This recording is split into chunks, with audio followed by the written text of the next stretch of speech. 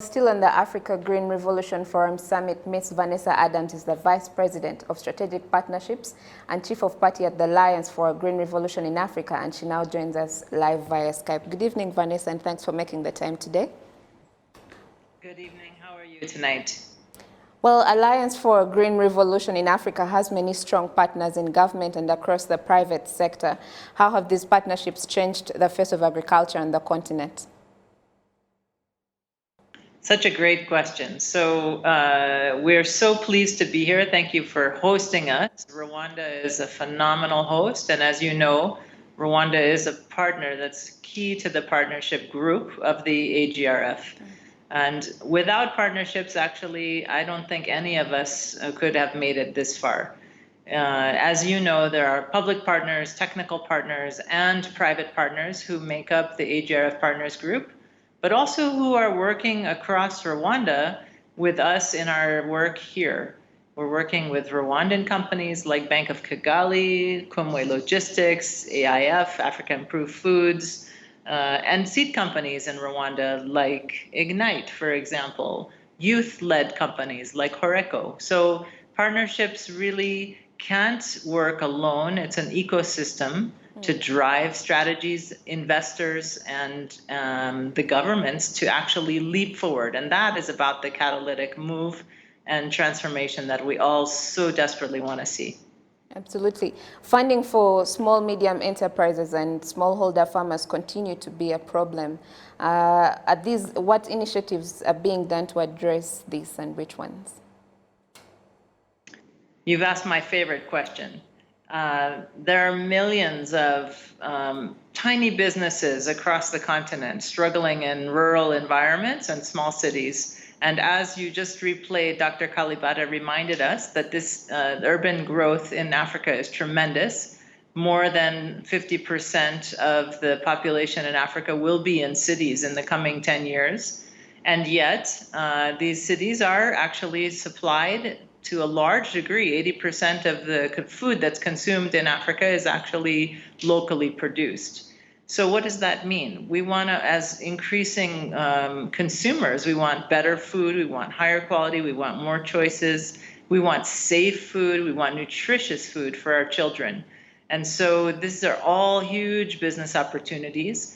So in the AGRF, we've developed, since we were in Rwanda in 2018, what we call an agribusiness deal room. And in this deal room, we already have over 500 SMEs who are profiling deals, investment opportunities, and partnership opportunities, ranging from searching for $100,000 all the way to over $60 million. Along with these companies, there are actually several hundred capital providers looking for deals. And people believe when they're small businesses that nobody would invest in them. But in fact, there are business development service providers working with small businesses across the continent to help them prepare. So the deal room has become a live platform. It's online today. You can actually go to the agrf.org website, link to the deal room, log in, sign up. As even tonight, you can go sign in and profile your business and see what kind of investment opportunities and meetings that you can actually obtain. There are already more than 1,000 meetings taking place on this virtual platform from 27 countries in Africa. So I don't see why we don't have more Rwandans coming in to join us.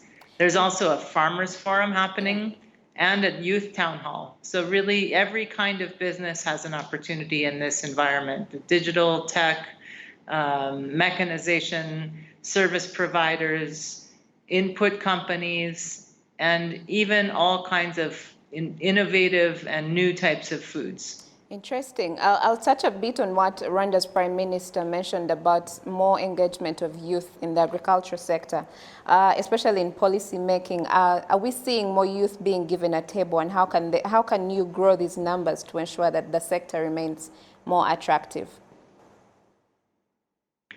Well, first of all, policy making is a terribly difficult business. I remember when I was living in Ghana working with the Ministry of Trade.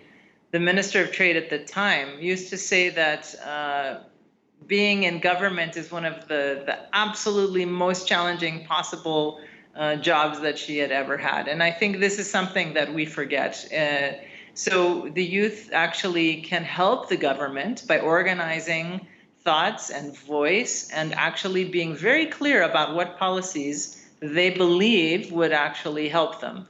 So the government of Rwanda has been exemplary, and as you've heard, and we'll hear on Friday as well in the presidential summit, there are many governments in Africa who have worked hard to try and envision entrepreneurship programs, financial mechanisms, incubators, even different types of vocational training, coding schools, all manner of youth entrepreneurship. But for our program here in Rwanda, we have been so pleased to work with over 1,000 AGRA dealers throughout Rwanda in partnership with the e-wallet program, e-Kofi, of Bank of Kigali. And even beyond that, working with 12 different seed companies and reaching through these different partnerships upwards of 600,000 smallholder farmers by the end of this year.